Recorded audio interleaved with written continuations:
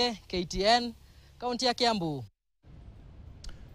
Kwingineko, wafanyabiashara mjini Embu wameandamana kupinga ongezeko la visa vya uhalifu, huku magenge ya uhalifu yakiendelea kukithiri mjini humo na viunga vyake.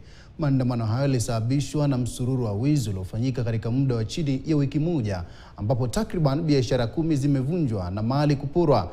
Na kama anavyoarifu mwanahabari wetu Akida Kasim, ni kwamba maafisa wa usalama katika eneo hilo wametuhumiwa kuhusika pakubwa na ulaji wa hongo kutoka kwa baa na sehemu za kuuza vileo badala ya kushikilia doria na kuimarisha usalama katika eneo hilo.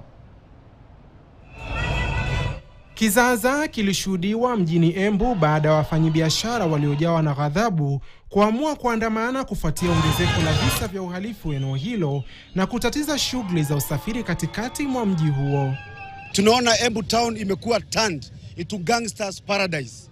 Na wale wakora wanafanya kazi hapa, wanajulikana mahali wanakaa na wakiba vitu mahali wanapeleka. Kisimayu is one of that places. Shauri iko in that randa.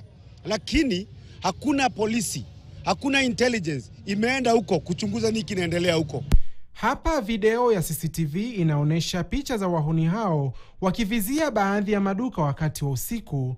Kisa cha hivi punde kilitokea usiku wa Jumanne ambapo duka la simu lilivunjwa na simu mbalimbali kuibwa. For the last 2 weeks, hapa town kumepigwa duka 8. Main stage ya Meru kuliibiwa duka, Makuti ukaibiwa duka, pale stage ya Nairobi kaibiwa duka, na hiyo ni usiku moja. Na bado wamelala. Kazi yao ni kutokea jioni, kazi yao ni kuenda kuokota shilingi 100 kwa mabaa.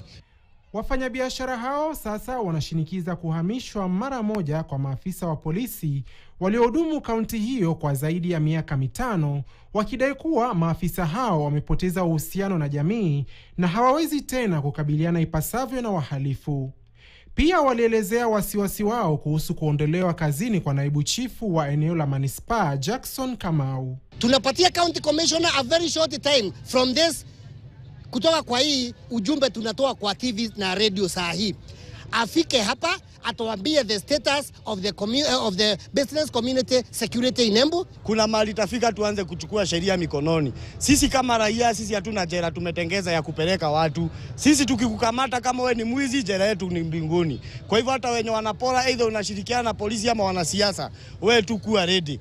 Juhudi za kamati ya usalama ya Embu Magharibi inaongozwa na naibu kamishna wa kaunti Masi Gatobu pamoja na OCPD Zakari Amue kuwatuliza waandamanaji ziligonga mwamba, huku waandamanaji wakiahidi kuendelea kushinikiza mageuzi katika idara ya usalama eneo hilo. Akida Kasim, KTN. Na naibu